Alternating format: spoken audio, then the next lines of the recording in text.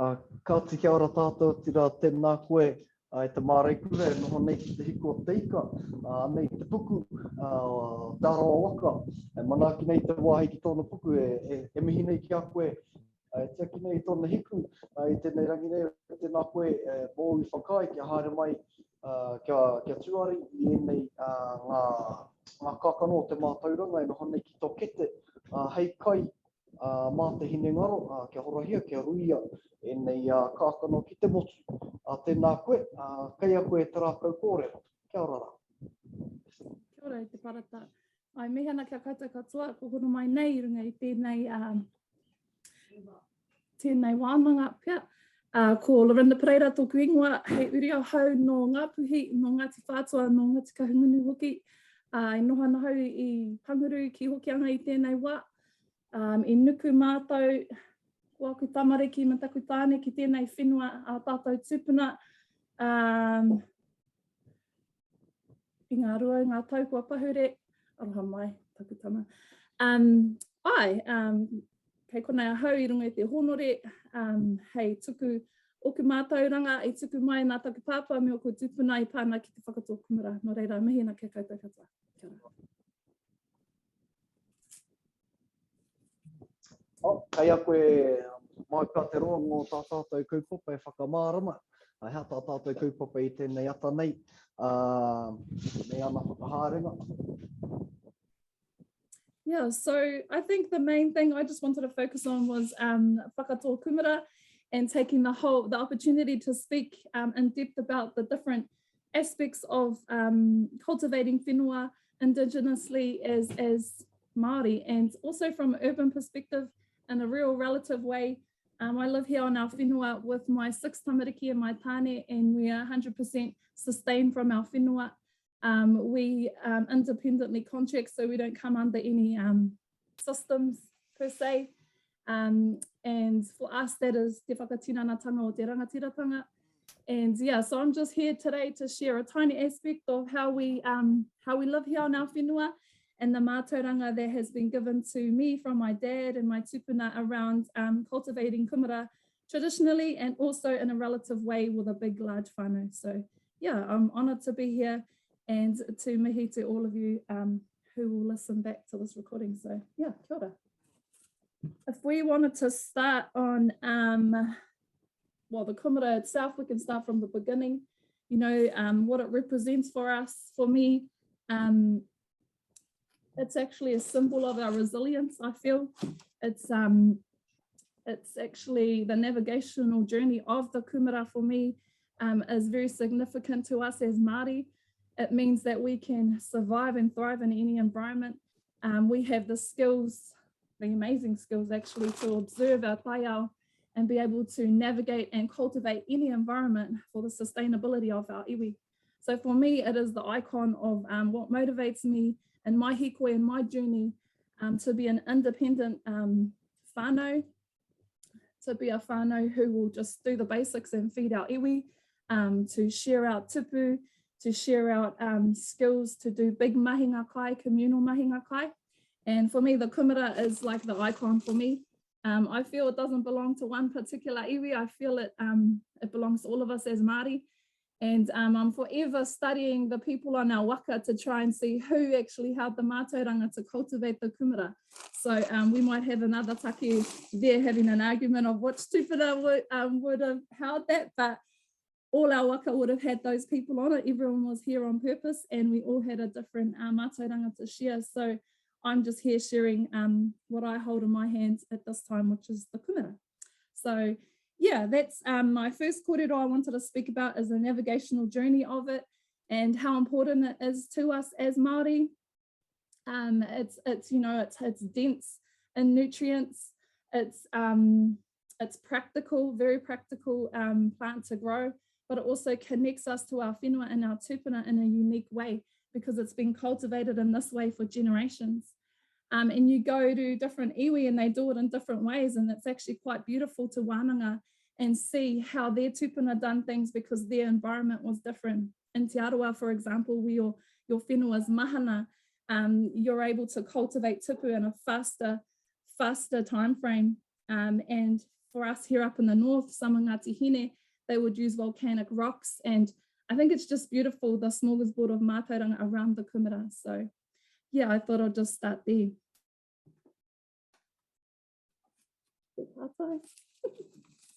Kaore he pātai, you're probably going to get into this soon, engari, I koe kōrero ana I te takenga mai o te Kūmara, sort of start thinking about whakaotirangi, te kete roki a whakaotirangi, something you're probably familiar with. And I te tai rāwhiti, they've got Hine Hākirirangi, who speaks of the Kūmara there and the origins of Kūmara. I'm just interested to see what our northern tribes say about the origins of Kūmara, and I think we're about to get into that kōrero, engari, I reira ngā whakaaro I a koe kōrero ana. Yeah, and I think this might be a good time to acknowledge like colonized faith systems on our whenua, like I'm going to go there. And what happens is that a lot of the faith systems and beliefs of our tūpuna, like pera kia rongo, me ngā kōrero, te whakapapa o te Kūmara, have been lost on our whenua because of colonized faith systems that have pre-existed. And for my generation, I think it's about uncovering all of that and going back to those times and actually showing our uri whakatupu, the true pono kōrero for our tūpuna that came here. And so I love that you've brought up those kōrero, because those are really important in connecting us with our tūpuna and connecting us with our indigenous form of cultivation. Because for me, I hang out with a lot of hippies here. I hang out with a lot of green thumbs, and I don't come in a whakahihi way, but I understand that I cultivate this whenua like they cannot, and I understand stories about our tūpuna that they do not.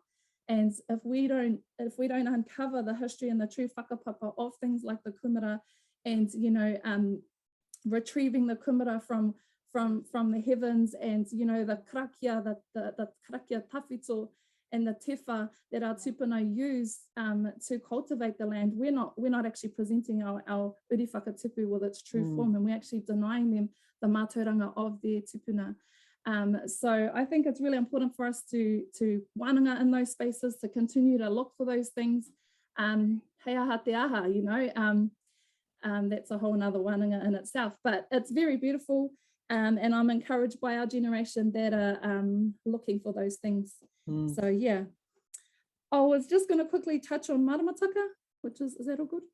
Yeah. So for me, just speaking about colonized systems, we've lost a lot of the ingoa of our marama up here. Because I come from a whānau, they're ahu whenua, not only in the mahinga kai, they're gathering all the time from te tuaru, from the awa. We're ngahere people, we love living by the land, like it's our favourite thing to do. But a lot of the kupu tuturu of ngā marama have been lost, so we're actually so grateful for frameworks like, maramataka frameworks that are coming out, because they're actually giving us a solid day to call it that. And for us, we say things like the new moon season, or the planting days, or the tangaroa days. Like we would have groupings of rangi where we would do certain things. And for me, I like to follow that, but I also am always in a wānanga space with other iwi, trying to understand their frameworks, and then also just walking it out, like actually looking at the marama and knowing and teaching my kids, say when the moon starts turning out of korekore, that is a tangaroa phase, because it looks like a basket, ka taia koe ki te uratu, ki te tuaru, ki te hao kanai. Those are some stuff that my fathers and uncles have taught us as ahu whenua men, just on a physical level, because we can learn things up here and we can learn things that are on a framework and a calendar, but when you're doing it, it actually comes inside you and stays with you. So I really focus on teaching my kids how to walk this out, and I hope we get to interactively whakatō kumara today, because I think there's something in the aspect of physically doing the mahi of our tūpuna that stays with us and we don't forget. Those moments when you're like, what did Papa say, and what did Nan say, and what is this day, and what is that day? Sometimes we overcomplicate the mahi. And so yeah, that's my whakaaro around maramataka. I have planting days, so we say 3 days after the moon, after the moon, ka taia koe ki te whakatō. And for me, o Uenuku is one of my favorite days to Whakatō Kūmara. But when I've been taught to use the pūnehu, which not many people still do, you take some people call it the torotoro, when your kumara is growing and it begins to creep, you pick the first one and you plant it as well, and that grows another big kumara. And our tūpuna did that on tangaroa moons. That's what we were taught. And so I've passed that on to my kids in a physical sense, and they actually can look at the moon and know which moons it is, you know, and they know actually they have favourite days because they know their awa, they have favourite days, you know, ka taia mātou ki te hao tuna. They know their tuna days, you know, they'll actually call it the tuna day. Or, you know, they actually have these physical imprints in their wānanga space to navigate their taiao. So yeah, that's what I just wanted to talk about in maramataka. It's real cool to have days, but as we know, the moon rises and sets on different time frames than the Pākehā system of the day, so we're always going to be out.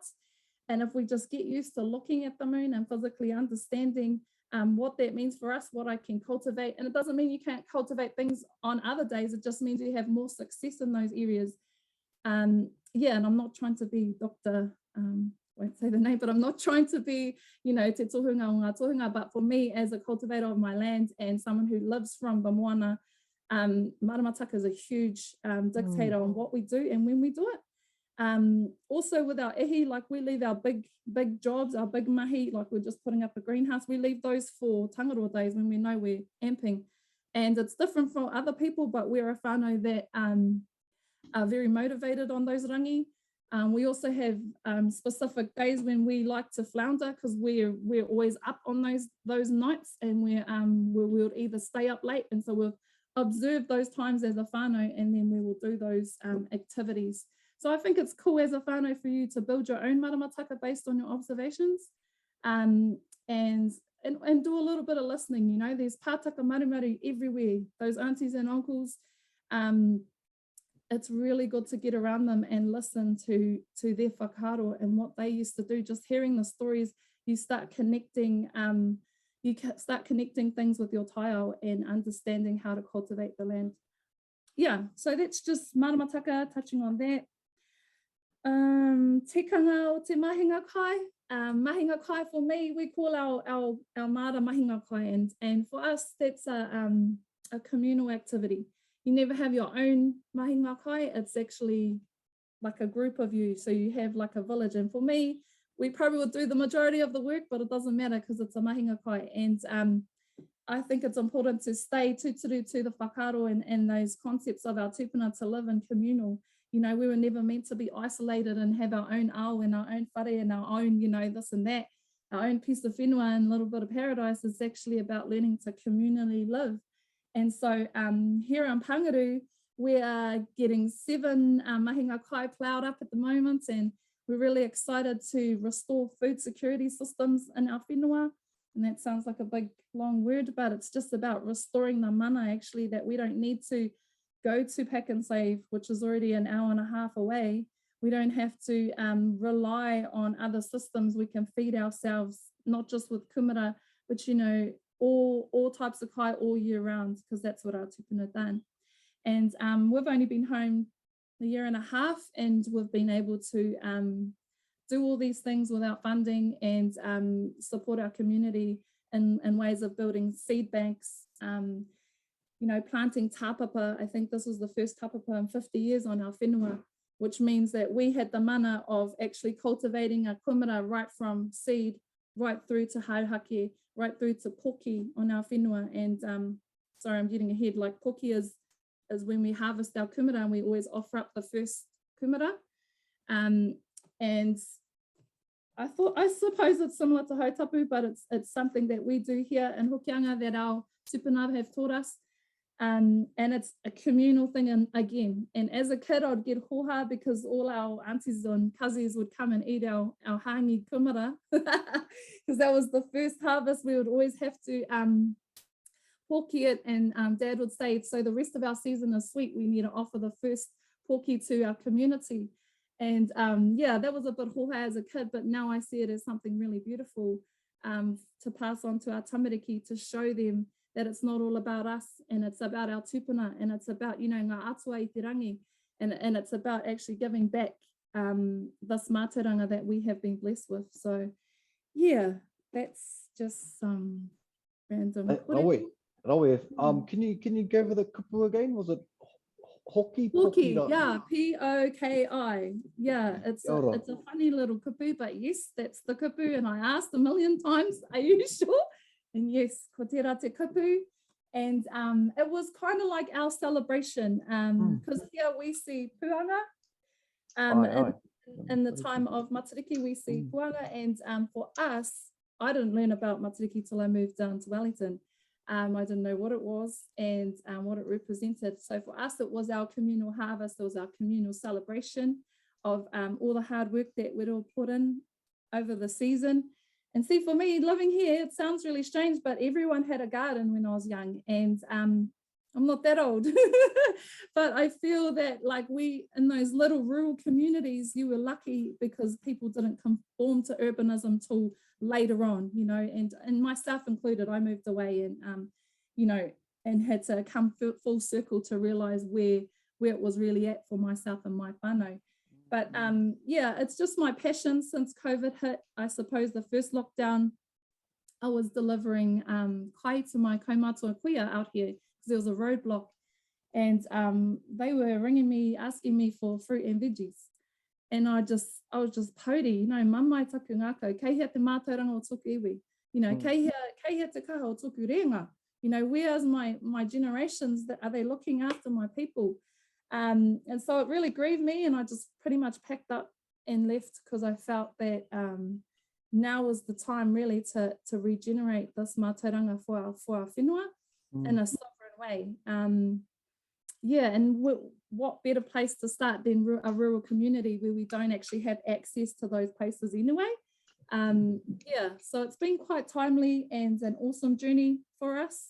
We're still learning a lot around cultivating as kaitiaki. So mahinga kai is awesome. We have annual harvests of Kūmara, peru, you know, all those things. But also looking at growing and emulating te wao nui o tāne is one of our passions as well. So you hear things like food foresting, permaculture, era kupu. Those are some new movements that are happening across our motu, because it's giving back to the whenua. And because our tūpuna had mahanga whenua, they didn't really worry too much about, you know, regenerating the whenua or feeding it again and making all these kina concoctions, because they'll just nuku, you know, just move to another mahinga kai site.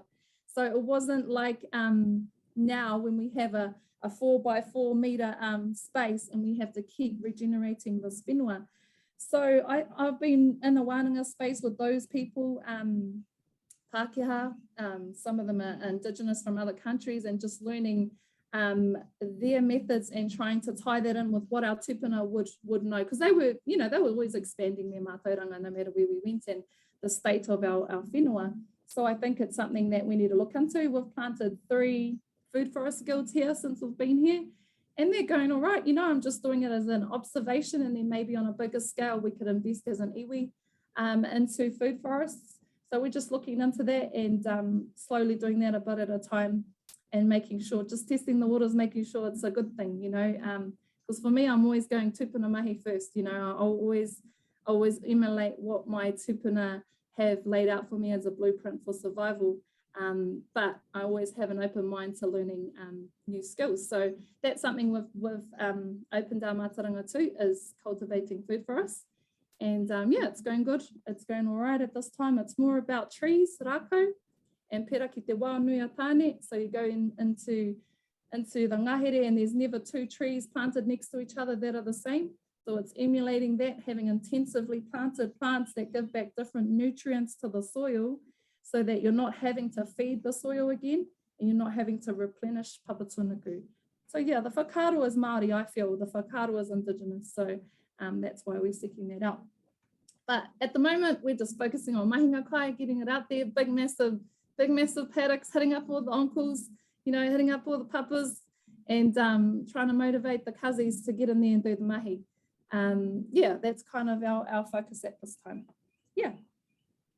see parallels with that also with the water. As you had wai for wai koko, you had wai tohi.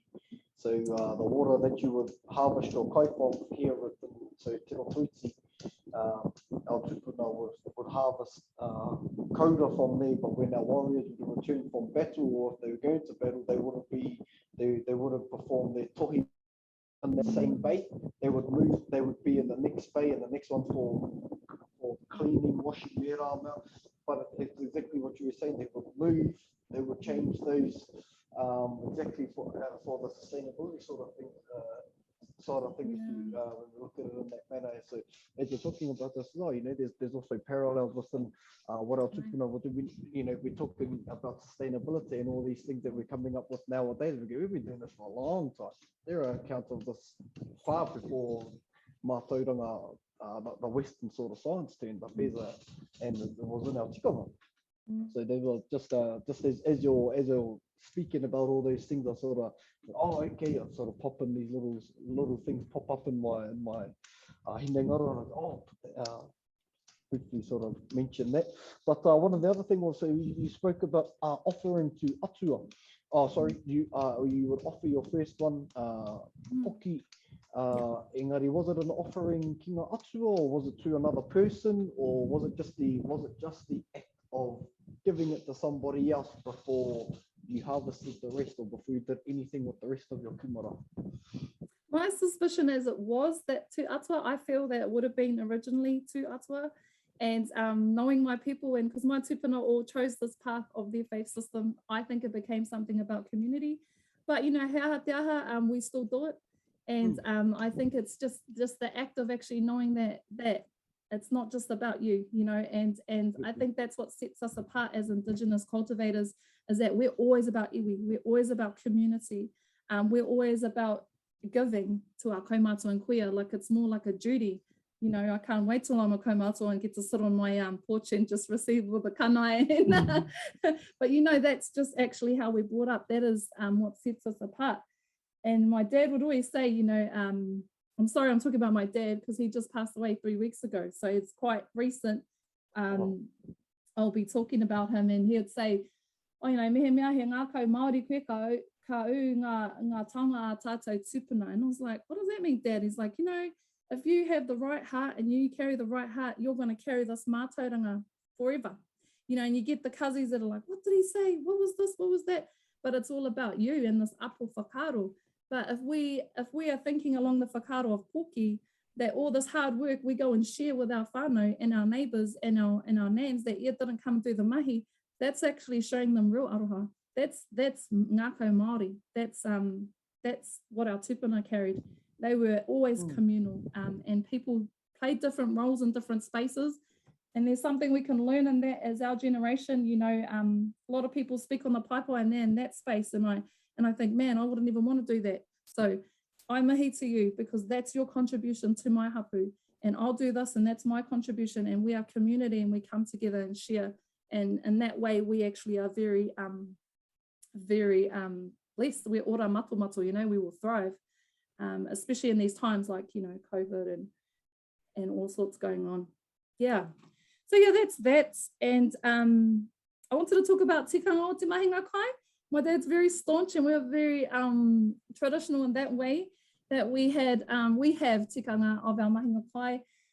Things like, karetai te wahine, ki te uratsuro te mahinga kai me mea, for taitana ikura.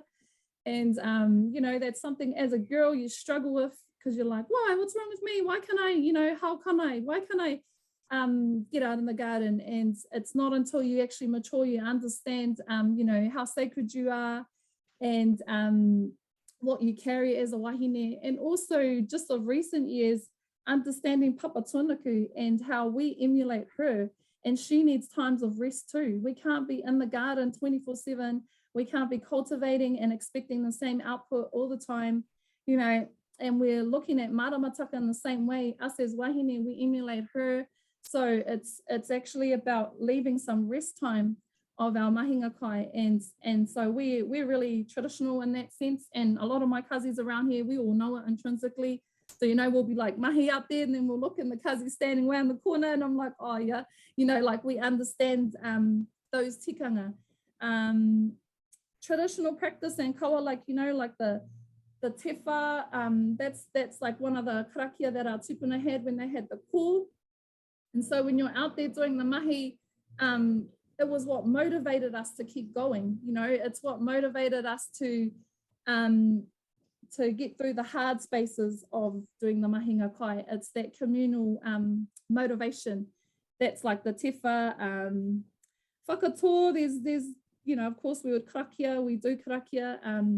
We also have a tikanga from our tūpuna that we hook our Kūmara to the east, because that's where the sun rises.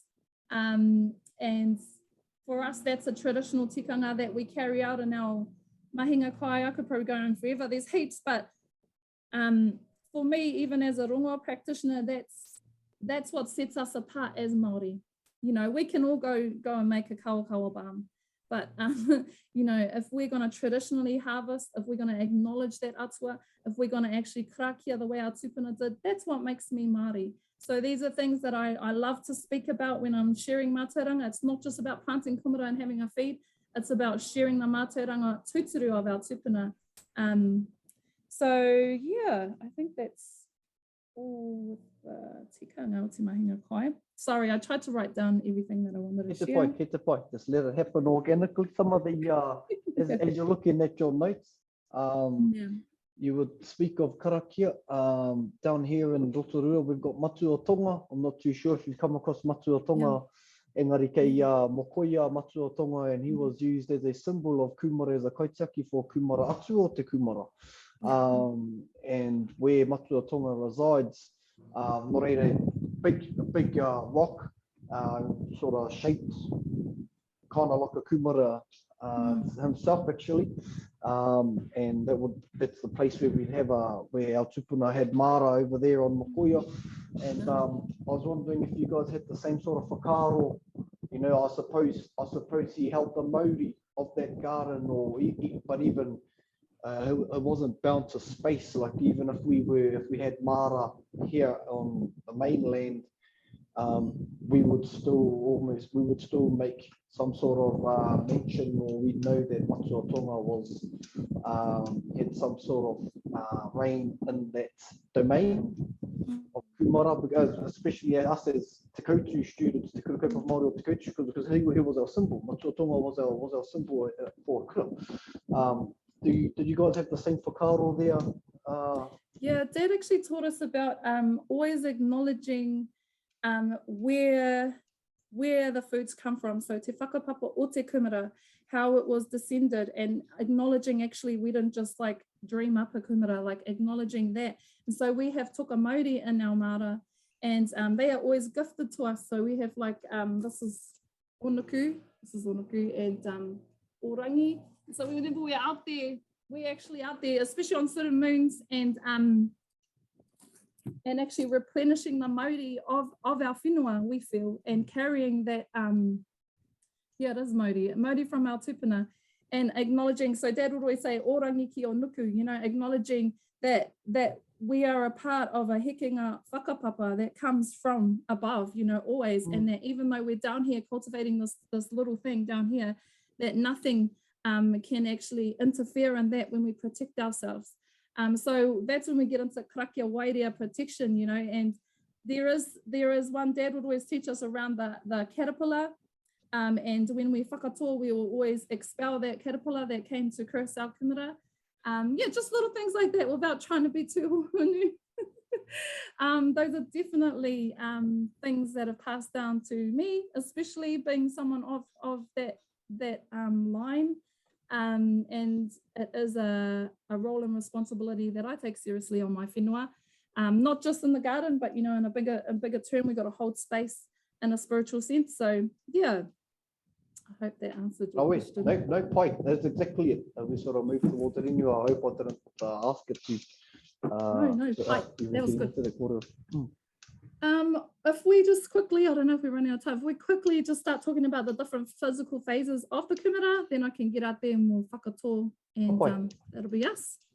Yeah, so when we're talking about sustainability and food security, what we really need to do is cultivate seed. So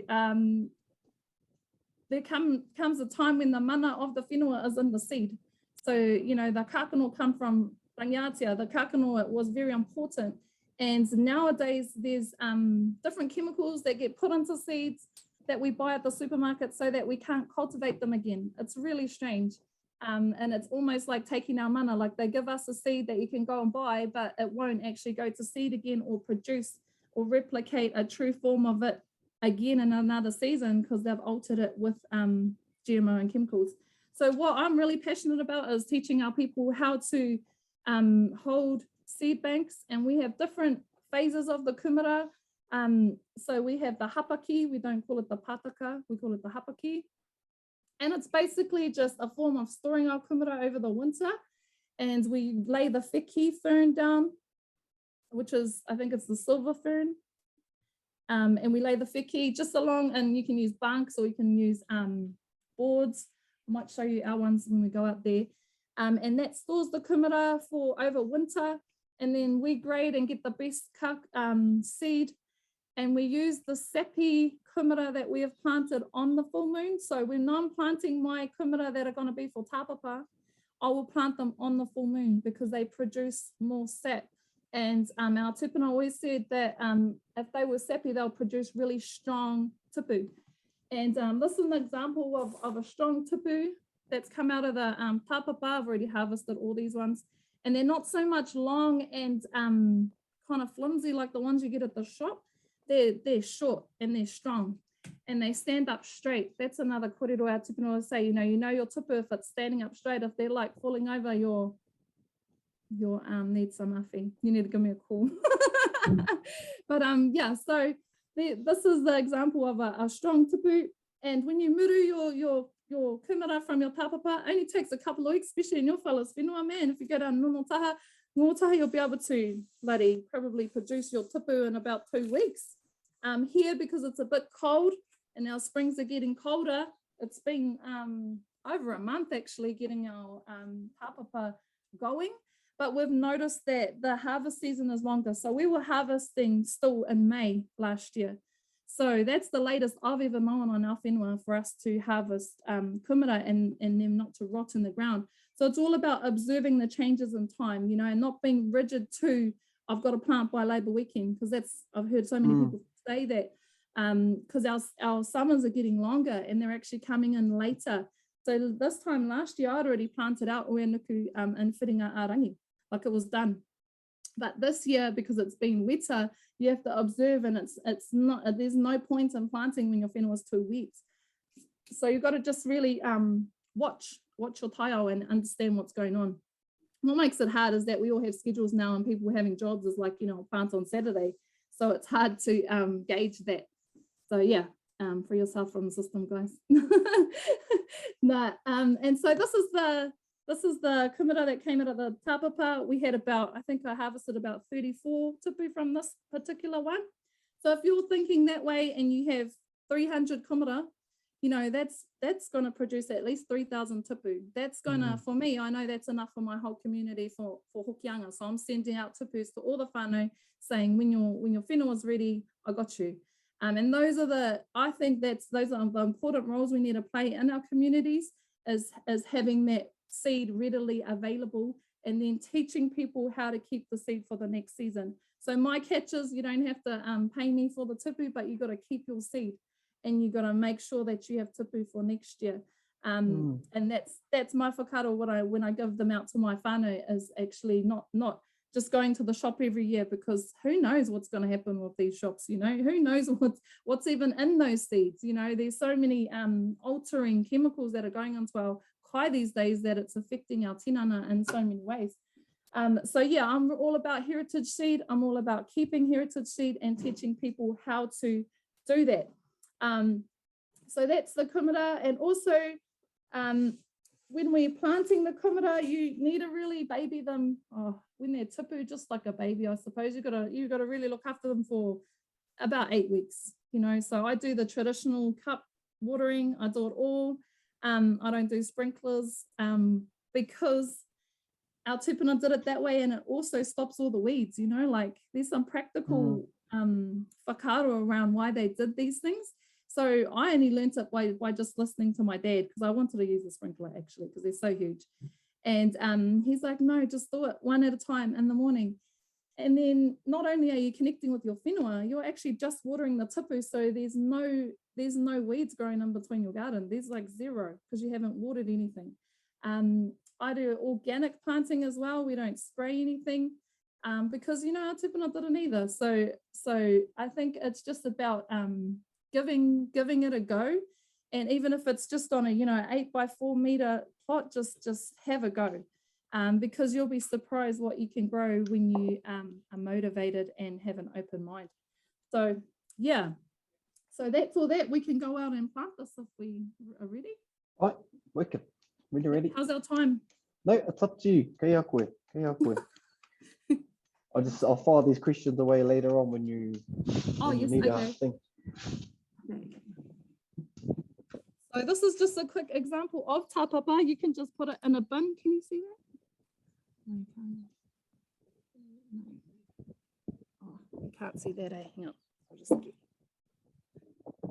closer. Can you see those? These are just examples of tāpapa bins. And these are our, this is our second lot of tāpapa bins that we've planted out for whānau. And why we're doing successive tāpapa bins is so that you have a successive harvest. So you're not just getting one harvest, you're getting actually a harvest, 3 weeks later, another harvest, so that your kai doesn't go to waste, and that you're not trying to shove everything in your hapaki all the time. You're just rotating your kai, which is another whakaro about tūpuna.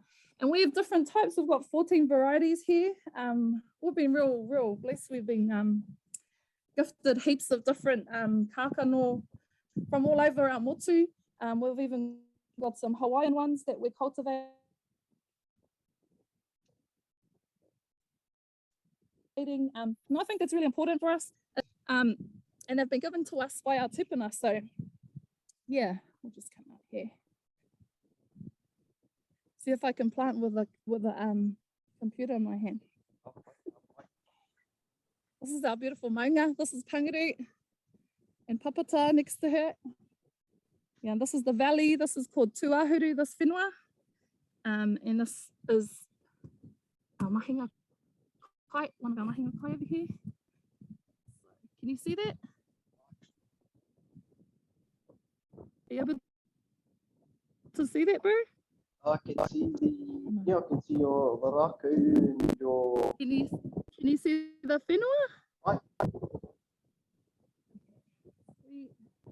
So this is a traditional core that belonged to our tūpuna. And so this is what all they used to use back in the day. They didn't have roruhos, obviously, but they just used it to break up the earth. And what Dad would call it is kere kere. So we kere the whenua and break it up. You don't need it to dig it very deep. This is the part that you hook to the east.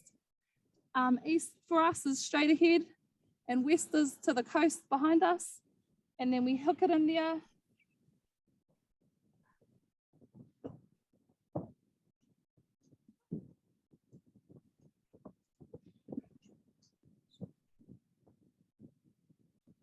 Tuku karakia, and then you make sure that it's standing up straight. And that's it. I won't water it because you only water early in the mornings.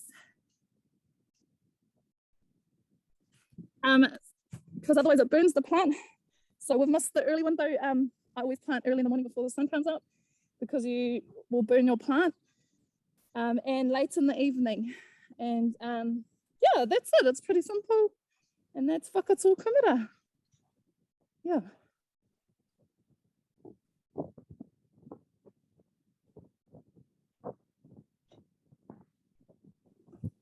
Here we are, we're back in here. And that's basically me. I think I've said everything.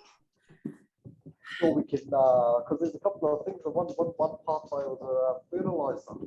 Do you have any preferences, or do you make your own fertilizer? Or? Yeah, so again, when we're talking about mahinga kai, because it's on a big scale, it's not like a kitchen garden. When you have a kitchen garden, you're always using a smaller space and you're needing to feed the whenua. So with a mahinga kai, because it's huge, you would only feed your plants if the whenua is really depleted.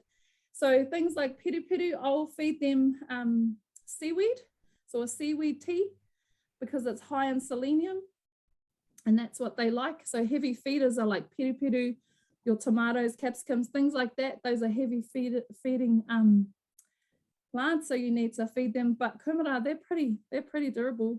As long as you get the whenua position right, you're good. You don't really need to feed kumara. You just need to water them over time, because they come from a hotter climate. You know, over where our tūpuna we're from, they actually thrive in sandy areas.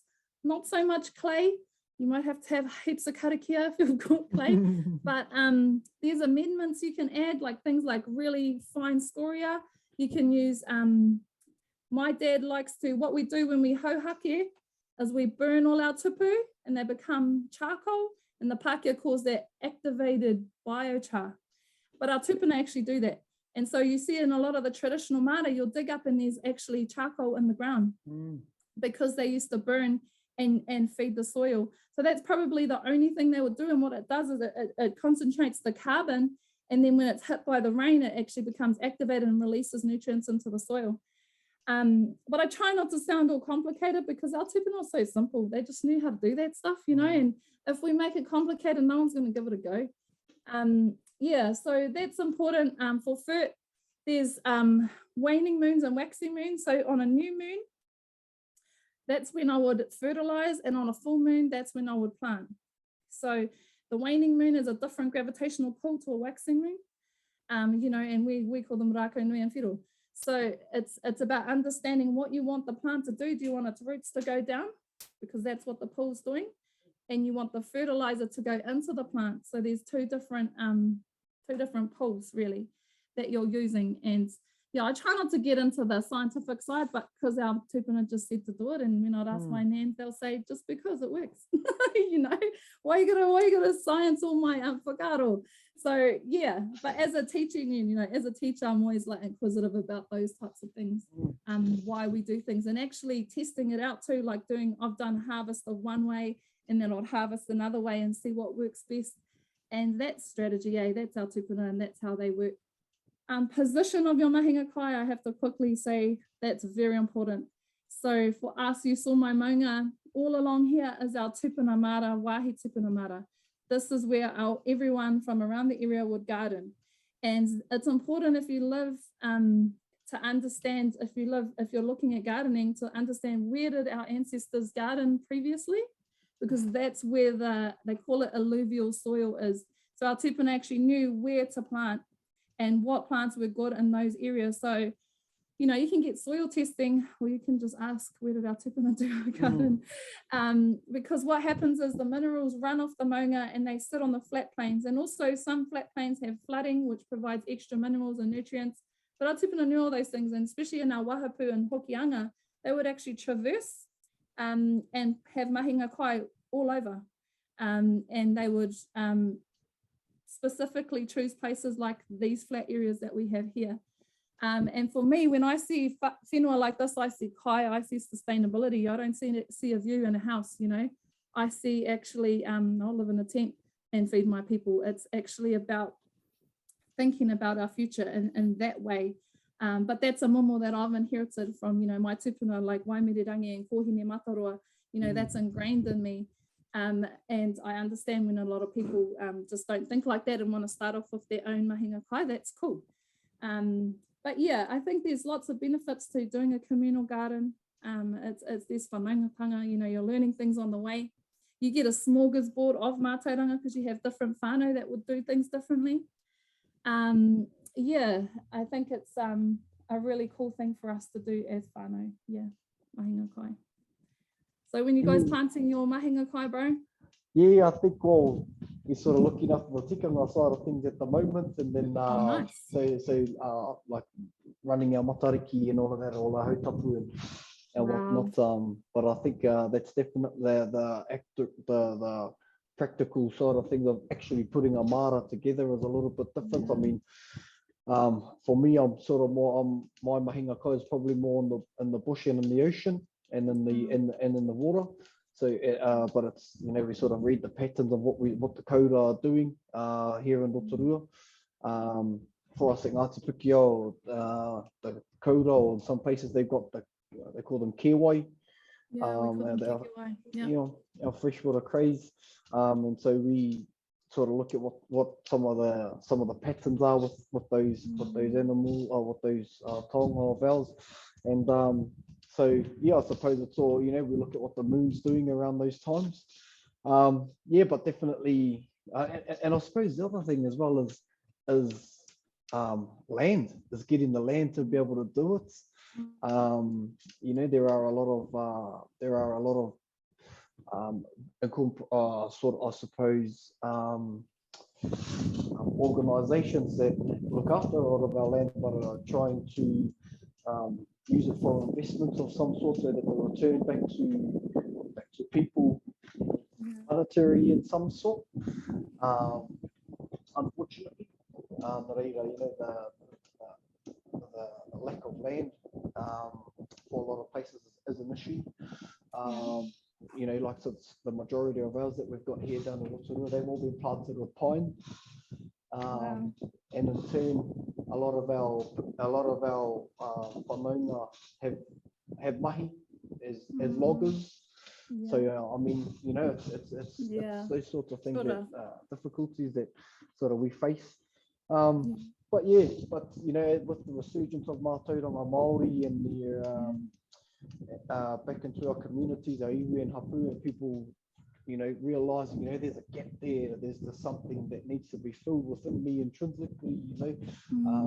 Ko taku taha Māori tērā, some of them start ka whai te ao Māori, and they sort of see the relevance, like the holistic sort of viewing of all of these things and how it makes them feel as and it completes a lot of our people. So yeah, there's definitely space to have those kōrero, and currently down here in Te Arawa, there are those conversations and wānanga happening. Yeah,